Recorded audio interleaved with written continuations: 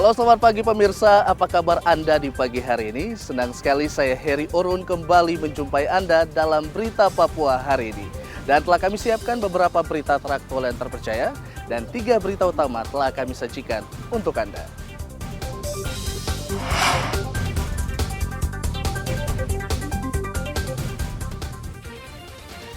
Hilang selama 2 hari, korban tenggelam di Pelabuhan Merauke ditemukan meninggal dunia. BMKG Merauke prediksi cuaca buruk masih terjadi hingga pekan depan.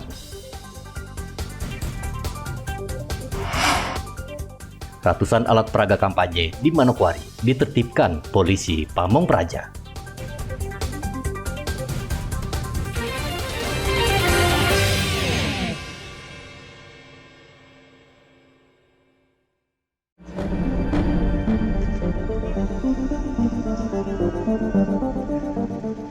Tim SAR akhirnya menemukan jasad Martinus berusia 28 tahun yang terjatuh dari Pelabuhan Yosudarso, Merauke pada Sabtu lalu. Korban ditemukan sekitar 50 meter dari lokasi dia terjatuh. Jasad korban ditemukan tersangkut di pohon bakau di tepi pelabuhan. Tim SAR dan polisi langsung membawa jasad korban ke RSUD Merauke. Kita temukan sekitaran jam 6. Jam 6 ya? Di sekitar mana, Mas? Di dermaga Yosudarso di samping pelabuhan situ. Posisinya dalam keadaan apa dia? Dalam keadaan meninggal dunia. Dia Tertelungkup apa? tertelentang. Terentang. Tersangkut apa di mana, Mas? Tersangkut di dekat pohon bakau di samping dermaga situ. Oke. Adik korban Albert tidak kuasa menahan tangis karena selama 2 hari ia menunggu kakaknya dan berharap ditemukan dalam keadaan selamat. Berapa? Jam 1. Terus? Jam 1 malam, pas beberapa teman, Rodo baku, dia tahu Rodo baku di atas 53 katanya. Pas Rodo, karena dia habis kuliah kasih darah dia baru habis itu dia langsung kasih jatuh di dalam air katanya di situ. Tadi malam itu? Kemarin malam ya? Kemarin malam jam 1 malam. 1 malam ya? Ya.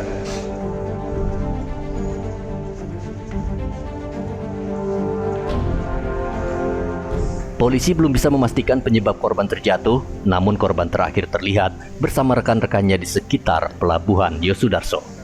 Muhammad Ridwan melaporkan dari Merauke, Papua Selatan.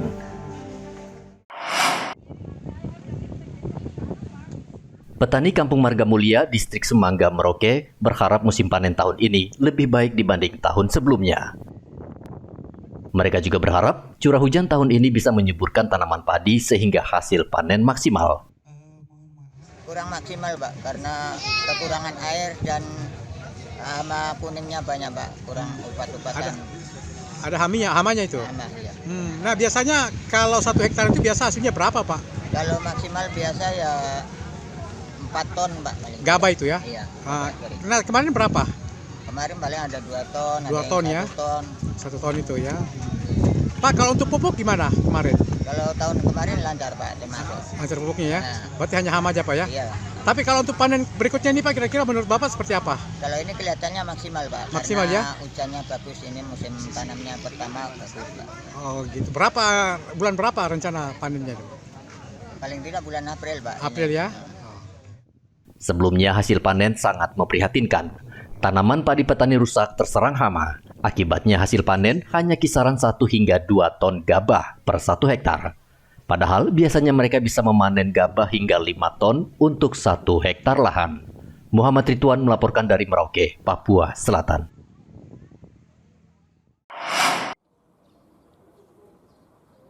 Badan Meteorologi, Klimatologi, dan Geofisika Merauke memperkirakan musim hujan disertai angin kencang masih akan terus terjadi hingga pekan depan. BMKG juga memperkirakan akan terjadi ombak tinggi hingga 2 meter di perairan Merauke. Ini diperkirakan secara umum pagi hari masih berawan, tapi di siang dan sore hari masih ada potensi hujan ringan sampai dengan hujan sedang. Kemudian untuk potensi cuaca seminggu ke depan, ini masih akan ada peluang hujan khususnya di sore, siang sampai dengan sore dan dini hari. seperti itu. Jadi untuk kecenderungan cuacanya sendiri akan ada pembentukan awan CB atau cumulonimbus itu yang menyebabkan hujan sedang disertai dengan angin kencang. Nah, itu diperkirakan pada siang sampai sore dan pada dini hari. Kemudian itu tidak hanya di daratan tapi juga di wilayah perairan. Untuk kondisi perairan sendiri selama seminggu ke depan ini ada kecenderungan angin kencang berkisar 20 sampai dengan 30 knots. Jadi diharapkan tetap waspada untuk para nelayan sebab masih ada potensi angin kencang dan gelombang sedang sampai dengan gelombang tinggi khususnya untuk perairan Papua Selatan. Sepekan terakhir Merauke dilanda hujan deras dan angin kencang. Kondisi ini membuat khawatir para nelayan sehingga mereka menahan diri untuk tidak mencari ikan sementara waktu. Muhammad Ridwan melaporkan dari Merauke, Papua Selatan.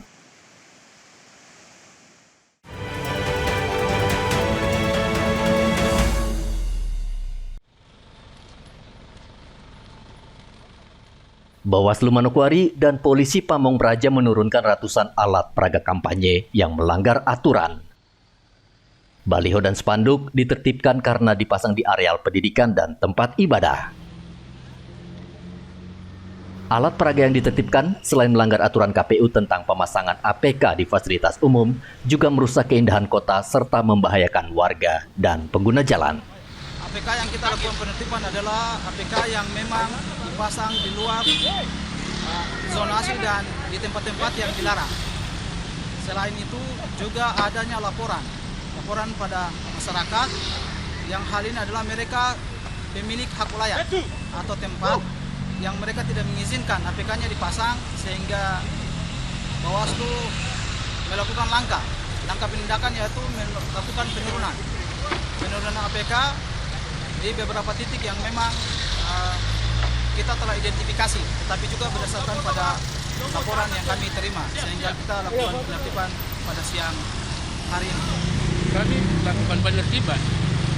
Kami lakukan penertiban dari Bawaslu, terus ada saudara-saudara dan kepolisian. Juga Satpol PP dan Panwas kelurahan dan distrik.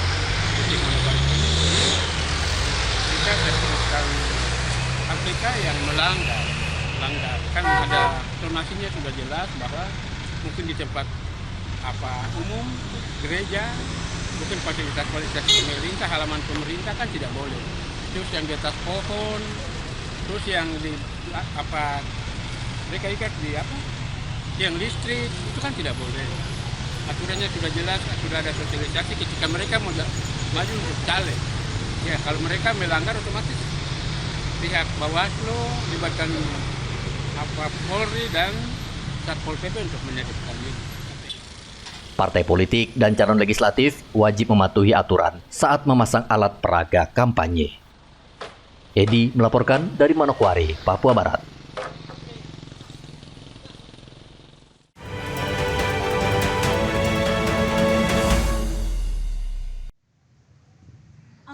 Gubernur Papua Selatan, Apollos Avanpo menghimbau masyarakat tetap menjaga Kamtibmas menjelang pemungutan suara Februari mendatang. Ia mengajak masyarakat untuk datang ke TPS dan tidak golput. Gubernur mengatakan suara masyarakat atau pemilih sangat menentukan demokrasi di negeri ini di masa akan datang. Masyarakat dihimbau untuk datang ke tempat-tempat pemungutan suara pada tanggal 14 Februari 2024 untuk menyalurkan hak konstitusionalnya, ikut berpartisipasi memilih pemimpin nasional dan memilih wakil-wakil kita, baik DPD RI, DPR RI, DPR provinsi dan DPR kabupaten. Selanjutnya menjelang pemilu. Ia juga mengatakan pemilihan umum tidak hanya memilih presiden dan wakil presiden, namun juga wakil rakyat di DPR, DPRD, dan DPD. Muhammad Ridwan melaporkan dari Merauke, Papua Selatan.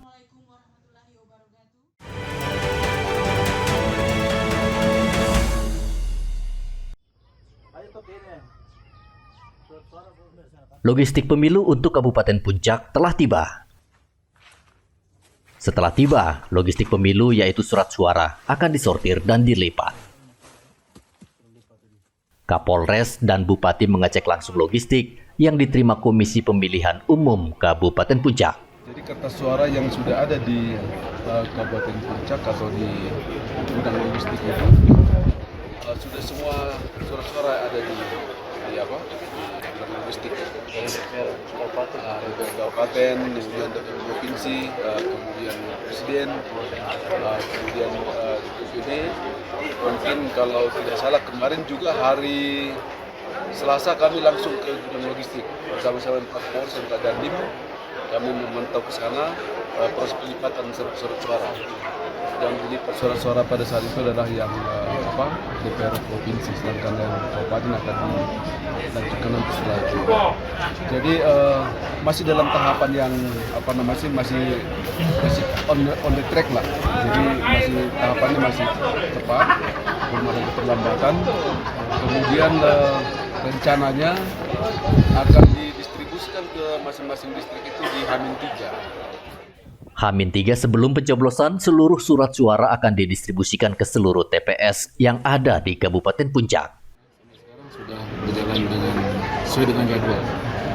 Semua logistik hari ini terakhir sudah ada di Kilaga, sudah mendapatkan kita, dan sementara yang disampaikan Pak Bupati tadi sementara di dalam pelipatan kertas suara, surat suara. Kita dari ada berapa tim itu berapa kelompok untuk mengejar sehingga sampai itu kita diterima. Ya semoga semua bisa dengan lancar dan aman.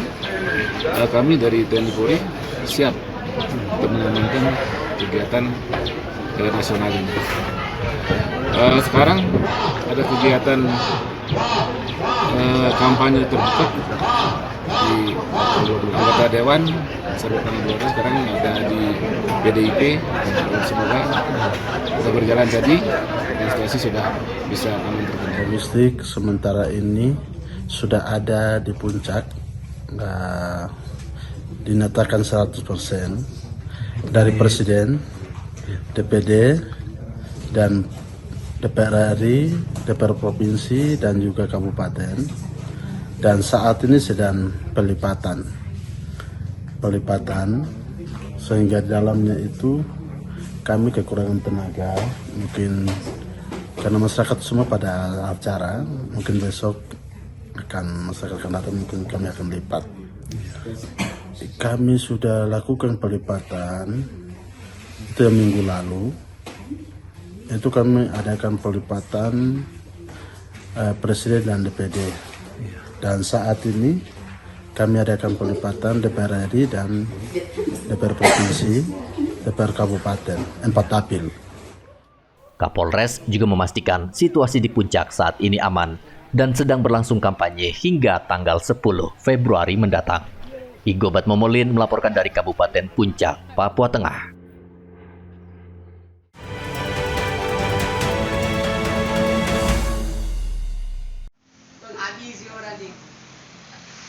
Kenaikan harga beras di Merauke, Papua Selatan yang saat ini rata-rata mencapai Rp1.000 hingga Rp2.000 per kilogram mendorong Bulog untuk terus menekan harga beras agar tidak naik.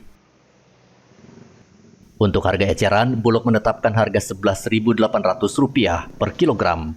Sedangkan untuk mitra harganya Rp10.550 per kilogram. Kalau harga beras yang kita jual ke mitra itu harga Rp10.550 per kilogram. Itu ambil sendiri di gudang, dan mereka harus jual sesuai HET yang berlaku, yaitu Rp11.800 per kilogram. Jadi sangat membantu, dan mudah-mudahan ini bisa mengimbangi dan bisa menjaga harga tetap stabil. Namun sebagian besar masyarakat Merauke kurang minat dengan beras Bulog karena kualitasnya kurang baik. Mereka lebih menyukai beras merek lain, kendati harga lebih mahal. Muhammad Ridwan melaporkan dari Merauke, Papua Selatan.